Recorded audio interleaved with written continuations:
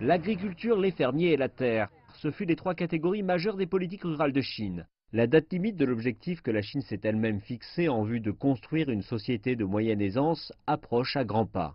Ce qui ne laisse que 22 mois pour les objectifs d'éradication de la pauvreté dans les zones rurales concernées. Et cette année, les objectifs se font plus pressants. Éradiquer la pauvreté dans les zones rurales signifie que toutes les personnes rurales disposent d'aliments de base et de vêtements. L'accès à l'éducation de base, les services médicaux et le logement.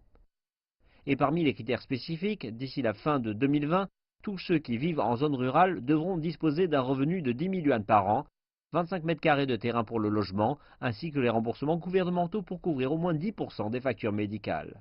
Une autre thématique clé révélée dans ce document est la sécurité alimentaire. Le Conseil des affaires d'État a restauré une ligne rouge, ou un minimum de 120 millions d'hectares de terres cultivables, et fixé un objectif d'environ 53 millions d'hectares de terres arables de haute qualité.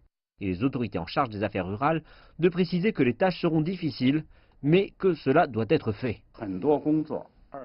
Un grand nombre d'objectifs devront être réalisés en 2020, mais les défis demeurent dans l'agriculture, ainsi que dans de futures zones rurales en phase de dynamisation.